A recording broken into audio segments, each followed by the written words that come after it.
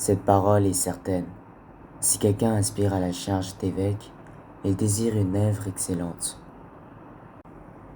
Il faut donc que l'évêque soit irréprochable, mari d'une seule femme, sobre, modéré, réglé dans sa conduite, hospitalier, propre à l'enseignement. Il faut qu'il ne soit ni adonné au vin, ni violent, mais indulgent, pacifique, désintéressé.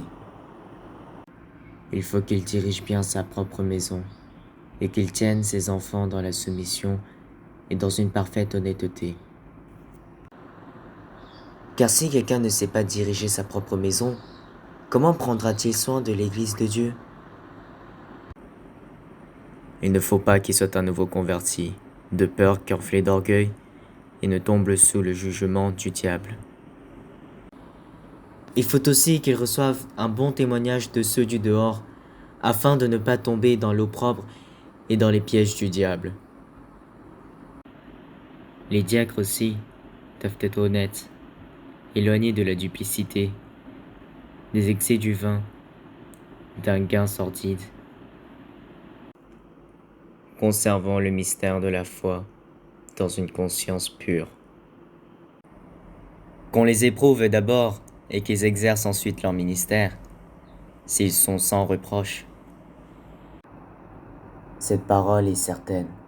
Si quelqu'un aspire à la charge d'évêque, il désire une œuvre excellente.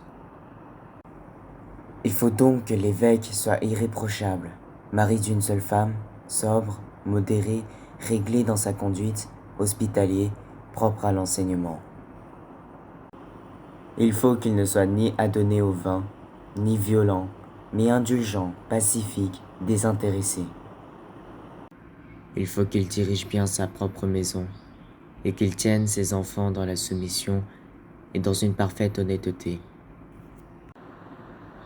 Car si quelqu'un ne sait pas diriger sa propre maison, comment prendra-t-il soin de l'Église de Dieu?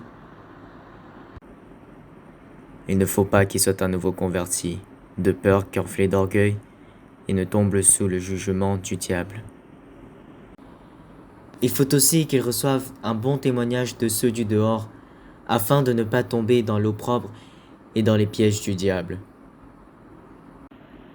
Les diacres aussi doivent être honnêtes, éloignés de la duplicité, des excès du vin, d'un gain sordide,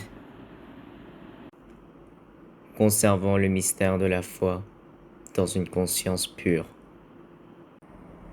Qu'on les éprouve d'abord et qu'ils exercent ensuite leur ministère, s'ils sont sans reproche.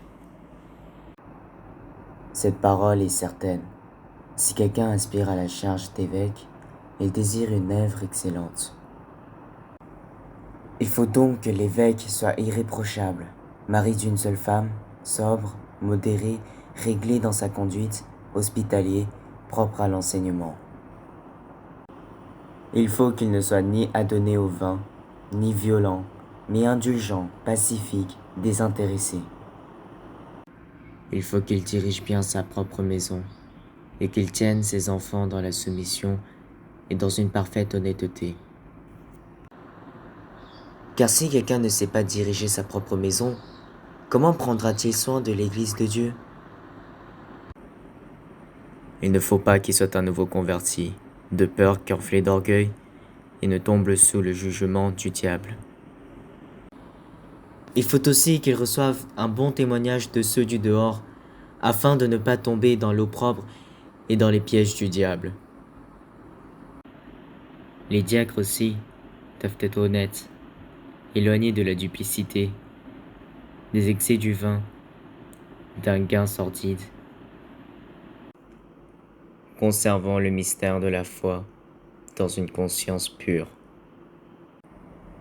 Qu'on les éprouve d'abord et qu'ils exercent ensuite leur ministère, s'ils sont sans reproche.